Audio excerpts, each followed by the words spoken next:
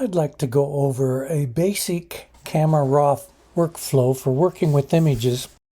When I first upload an image into Camera Raw, I start by looking at the image and trying to determine what problems there are. Also, I look at the histogram up here to see what problems there are. This one is certainly way underexposed. This is a Camera Raw image, so it has a lot of detail in it that we're not seeing. The very first thing that I usually do in Camera Raw is just click here on this auto button. It has made a dramatic improvement already. The next thing that I do in Camera Raw is I start with these panels, starting with the basic panel and then working my way downward through the panels, which gives a basic workflow. You'll see that clicking the auto button has already made some changes here in the basic panel because the eye icon is activated. If I click and hold on the eye icon, I can see what it looked like before and after the auto button. So I'm going to click on the reveal arrow here. Let's take a look at this. So each of these sliders will affect the image in one way or another. Double clicking on any of the arrows will reset it to 0. So I'm going to take the exposure even up a little bit more. I'm going to bring in a little more contrast. You see that spreads out the histogram a little bit. I think I'll bring the highlights down just a touch more so we don't lose that detail in the sky. Dehaze. We'll bring in the sky a little more by pulling down. So I'm getting a pretty even spread across the histogram right there. I think I'll take the exposure up just a touch more. Clarity increases the contrast. Now, don't be afraid to move these sliders around. I often just slide them all the way to the right, all the way to the left to see what they do, and then adjust them until I think they look the best right there. That's looking pretty good. Maybe I'll take the vibrance up just a touch more.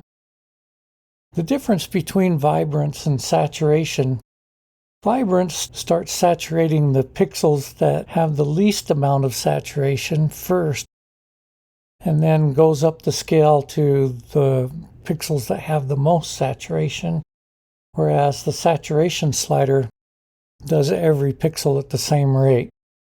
So vibrance is a little smarter way of adding more intense color into an image without overdoing it. I'm going to close the basic panel now, and I'm going to go into the next panel, the curve panel.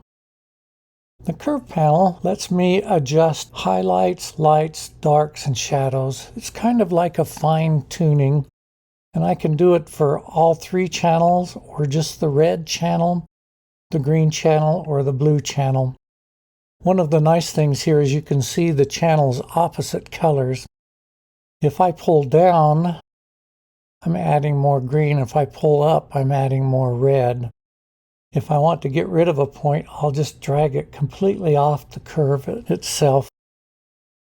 I'm going to come back here and just use the sliders. Take the highlights down just a touch. And bring the lights and the land up just a little bit more. I'm going to bring the darks down just a touch. Now you'll notice in the histogram that the clipping warnings have turned on. Let's see where that's happening. Okay, so I see a couple of little tiny spots of red. I can live with that on the light side. I see some blue in the very darkest shadows there. And I can get rid of those that way.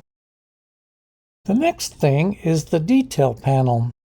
Now the detail panel will inform you that for more accurate previews, zoom the preview to 100% or larger when adjusting the controls in these panels. You're probably seeing these panels this way. There are reveal panels for sharpening, for noise reduction, for color noise reduction. So let's zoom in to 100%. I can see graininess in the rocks here, so I'm going to open up the noise reduction panel, and I'm just going to start sliding this slider up and watch till that goes away. The detail, if you slide the detail up or do detail to the left, sometimes it's easier to see if you hold your Option or your Alt key. So I'm going to take the detail up just a little bit more. Contrast, I think I'll take the contrast up a little bit more. I'm going to hold my space bar down and just move a little bit here. All right, I'm going to open up the sharpening panel. Let you see what this one does. I'm going to turn the sharpening all the way up. And here on the radius, you can see how Camera Raw sharpens images. It does so by putting a white line on one side and a dark line on the other side of any edge. And if you have it up way high, that's a sure sign that the image has been photoshopped. So what you want is just enough of a radius that you can barely see it. The detail. Now the masking is the important part. When the masking is all the way to the left and you're holding your Alt or your Option key down, you'll see that it is totally white, which means that sharpening is happening to every single pixel on the screen. But as you start moving this, the white only appears on lines that are being sharpened. I'm going to pull the sharpening down a little bit because I've gone way overboard on this. Right now I'm just wanting to sharpen the main lines, not every single pixel. I'm going to come back and click on Fit in Screen. Let me turn the eye off and on and let you see the difference. That was with the detail turned off. That's with the detail turned on. The color mixer is the next panel, and here you can play with each color spectrum for its hue or color, its saturation or how intense the color is, or its luminance for how light or dark the color is. So for example, in luminance, if I were to slide the oranges up, they lighten up. If I were to slide them to the left, they darken down. Again, just double clicking on any arrow will reset it to 0. There's your reds. And so this is a great way for playing with light. The saturation has to do with how intense the color is. And the hue lets you actually change the color in one direction or another. That's one way you can play around with this image. The other one is coming out here, clicking this little spot. You can click there, and if you drag to the left or right, you'll be changing whichever color that landed on. So that's a fun little tool. This also lets you adjust the colors by this range. So here I'm in the oranges. I think I'll take the saturation of the oranges up just a little bit, and I'm going to brighten the oranges up just a little bit. I think I'll take the sky color down just a touch so it's a little more intense blue.